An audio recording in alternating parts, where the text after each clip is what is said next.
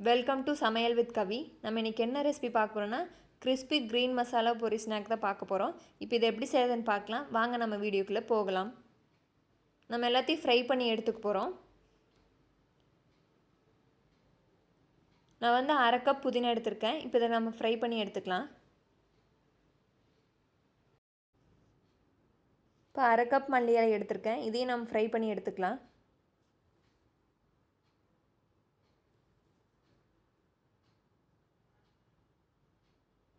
இப்போ இது கூடவே கொஞ்சம் கருவேப்பிலை எடுத்திருக்கேன்.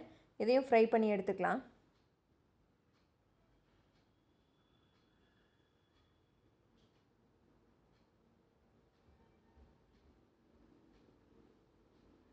நான் வந்து ஒரு பச்சை மிளகாய் எடுத்துருக்கேன். உங்களுக்கு ஸ்பைஸியாக வேணும்னா இன்னும் கூட சேர்த்துக்கலாம்.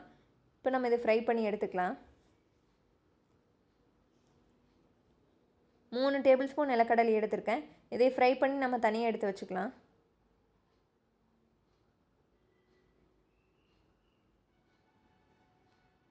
இப்போ இதை நம்ம அரைச்சி எடுத்துக்க போகிறோம். இப்போ இது கூடவே லைட்டாக உப்பு சேர்த்துக்கோங்க.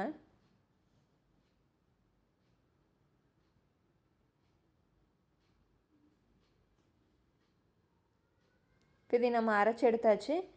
இப்போ ஒரு பேனில் எண்ணெய் சேர்த்துக்கலாம். நான் வந்து தேங்காய் எண்ணெய் எடுத்திருக்கேன். தேங்காய் எண்ணெய் சேர்க்கும்போது நல்லா மணமாகவும் இருக்கும், டேஸ்ட்டும் நல்லாயிருக்கும். இது கூட 1/2 டீஸ்பூன் மஞ்சள் தூள் சேர்த்துக்கிறேன். இதை நல்லா மிக்ஸ் பண்ணி விட்டுருங்க. இப்போ இது கூட நம்ம அரைச்சி வச்சுருந்த க்ரீன் மசாலா சேர்த்துக்கலாம். இது எல்லாத்தையும் நல்லா மிக்ஸ் பண்ணி விட்டுருங்க. இது ஒரு 2 செகண்ட் குக் ஆனால் போதும். இப்போ இது கூட நம்ம பொரி சேர்த்துக்கலாம். நான் வந்து 2 கப் பொரி எடுத்திருக்கேன். இப்போ இது கூட நம்ம ஃப்ரை பண்ணி வச்சுருந்த நிலக்கடலை சேர்த்திக்கலாம். நீங்கள் சாட் மசாலா வீட்டில் இருந்தால் நீங்கள் அதை சேர்த்துக்கலாம். நான் வந்து 1/2 டீஸ்பூன் பெப்பர், கொஞ்சமாக உப்பு சேர்த்துக்கிறேன். இப்போ இது எல்லாத்தையும் நல்லா மிக்ஸ் பண்ணி விட்டுருங்க. இப்போ இதை நல்லா மிக்ஸ் பண்ணி விட்டாச்சு. இந்த மாதிரி செஞ்சு நீங்கள் ஸ்டோர் பண்ணி வச்சுக்கலாம். டெய்லி ஈவினிங் ஸ்நாக்காக கூட குட்டீஸுக்கு கொடுக்கலாம். நீங்களும் டீ சாப்பிடும்போது கூட சாப்பிட்லாம். டேஸ்ட்டும் நல்லாயிருக்கும். டெய்லி ஒரே மாதிரி ட்ரை பண்ணாமல் இந்த மாதிரி டிஃப்ரெண்ட்டாக ட்ரை பண்ணி சாப்பிட்டு பாருங்கள்.